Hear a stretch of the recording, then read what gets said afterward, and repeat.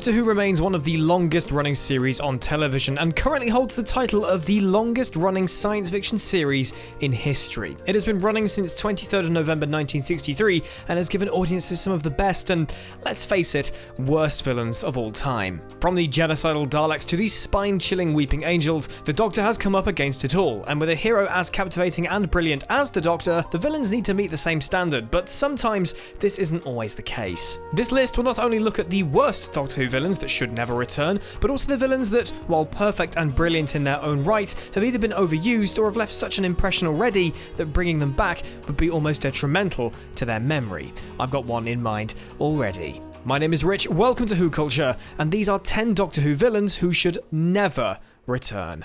Number 10, TheAbsorbaloff. Yep, you all saw this one coming, didn't you? TheAbsorbaloff was a wild card in Doctor Who's pantheon of monsters and villains. Only appearing in Love and Monsters, the monster was actually designed by a young fan as part of a competition run by Blue Peter. Viewers were invited to create their own Doctor Who monster and send them in, with the winner's design being used in the actual show. Played by Peter Kay, the Absorbaloff's key characteristic was that it literally absorbed its victims into its body, but the victims themselves were fully conscious and aware, but were incapable of escaping. Scary, right?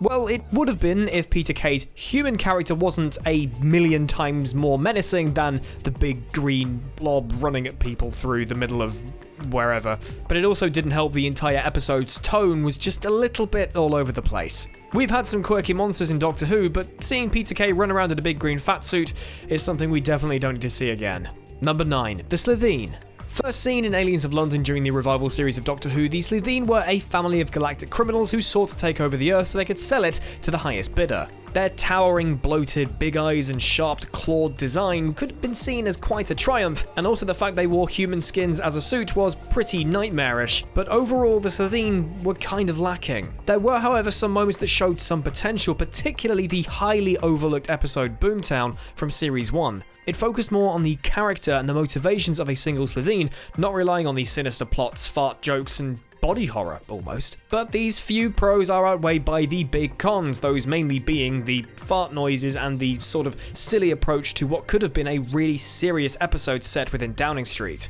They only appeared predominantly in Series 1 of Doctor Who bar a few cameos, but they did return in the Sarah Jane Adventures, which itself has an even smaller budget, so yeah, it's safe to say they weren't done any favours. I think it's safe to say that most Whovians will agree that we don't want to see any other Rexicoricophalopatorians anytime soon. Number 8, Simsha.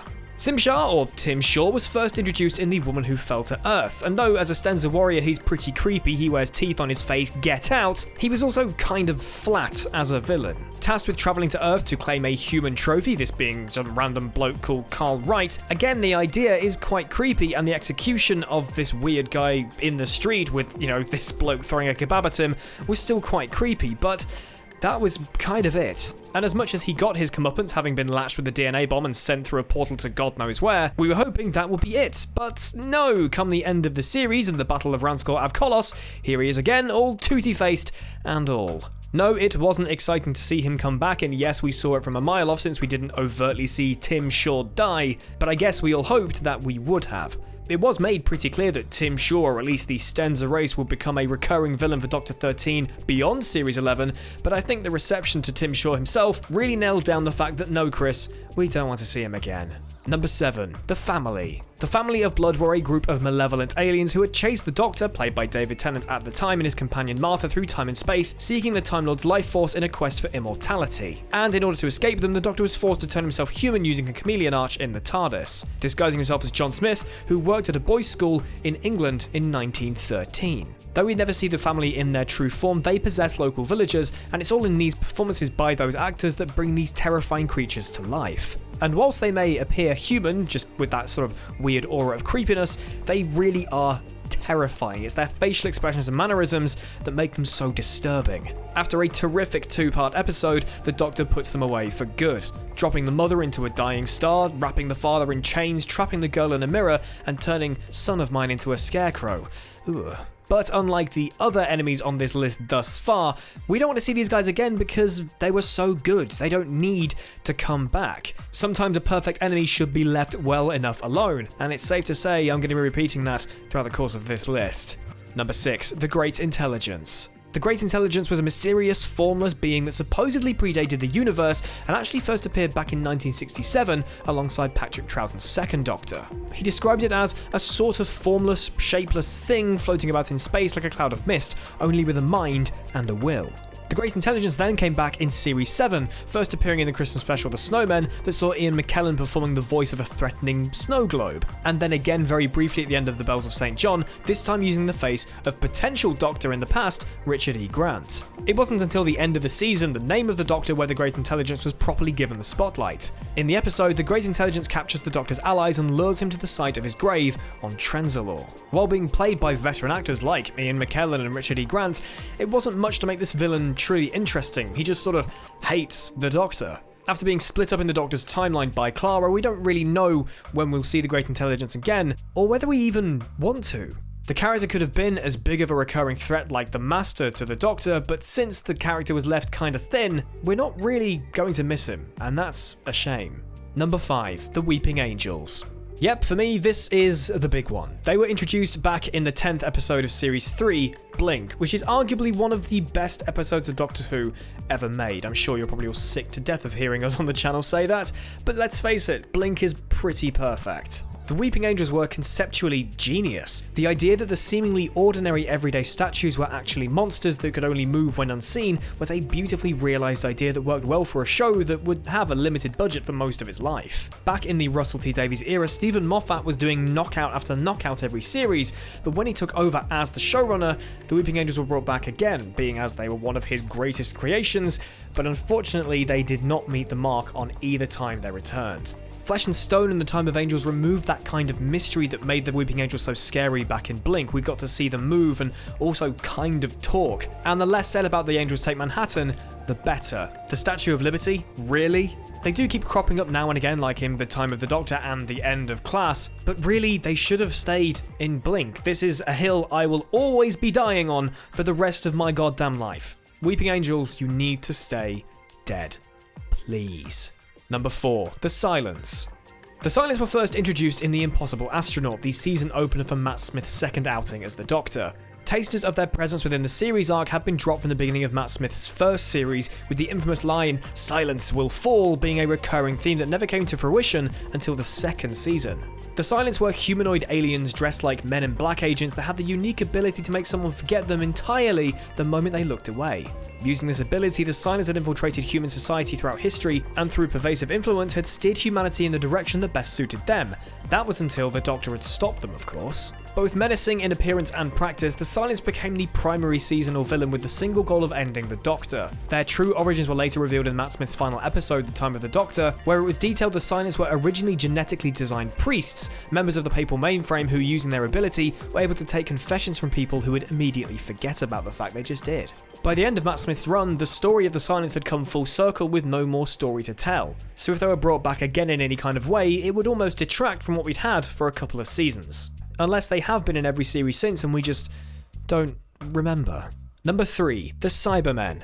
The Cybermen have been a classic Who villain since their first appearance back in 1966 in The 10th Planet. Since the 2005 reboot, the Cybermen have been back multiple times in multiple guises and have always given the Doctor a run for their money. Under Russell T Davies, the Cybermen were brought back in an interesting parallel Earth creation that eventually came over to our universe to wreak havoc, as you expect them to. Returning again and again as the series progressed, they were given less and less sort of backstory to the Cybermen we were seeing. They were just sort of there. As time has gone on, the writers and showrunners have tried to find new and interesting ways of developing the Cybermen further with questionable results. The turning point was in Series 7, Nightmare in Silver, where the Cybermen were given a new makeover and additional abilities, including some kind of technology that slowed down time, thereby allowing them to move at great speed, which started to undermine the unstoppable bulletproof tank-like nature of these villains. They then came back with a new look in Series 8's Dark Water and Death in Heaven, a new look in World Enough and Time and The Doctor Falls, and then again an ascension of the Cybermen and the Timeless Children. With the Cybermen normally being a strong villain to bring in every so often, they've been relegated to a supporting act playing second fiddle to the Master at the end of Series 12. And really, with the exception of the lone Cyberman,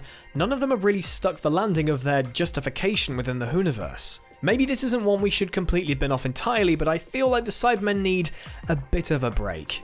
In the same way that Daleks were given a break and came back in Resolution, all guns blazing, and actually quite positively. In my opinion, I stand by it. Resolution was good.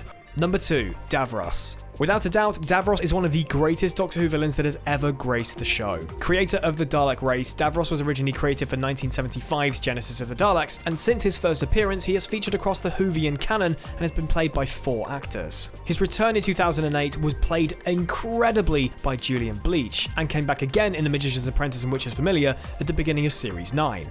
Davros as a character has never really gone overly downhill. His appearance in Series 9 proves to be incredible for Peter Capaldi as the pair duologue off each other and even share a laugh. But Davros of course had some more sinister motives and tricked the Doctor into regenerating himself, but also it backfiring with the goop downstairs all coming back to life and killing the actual living Daleks. It sounds weird, it was weird, but it was really good to watch. The Doctor goes back and saves the young Davros he almost kills in the cliffhanger for The Magician's Apprentice, but apparently saving Davros here may not even change the timeline in which he creates the Daleks, etc, etc. It feels like a way to wrap up Davros' story arc. Maybe we don't need to see Davros again for another couple of years. I wouldn't say we get rid of him entirely, but we should at least give him a bit of a holiday.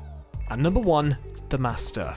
The Doctor has had many enemies over the years, but the Master towers above them all. The renegade Time Lord and lover of chaos has served as both the Doctor's friend and enemy across his many portrayals, and has been played by an impressive 12 actors since their first appearance in 1971's The Terror of the Autons. They are the Moriarty to the Doctor's Sherlock, and the BBC should really learn to let go. The 2-part finale of Series 10, World Enough and Time and The Doctor Falls, was almost the perfect ending for the Master. The phenomenal Michelle Gomez's Missy faces off against her previous incarnation, John Sim's Master, in which they both kill each other, basically. John Sim regenerates into Missy, supposedly, and Missy supposedly dies. And then a couple of years later, in Series 12 Spyfall, the Master was back again, this time played by Sacha Dhawan. Now, I will be clear, I have nothing against Sacha Dhawan's Master. If you've been watching Ups and Downs, you will know that I'm a huge fan of this portrayal. We just don't know whether he comes after or before Michelle Gomez's Missy. And I think I speak for pretty much every Whovian here when I say that I really hope he comes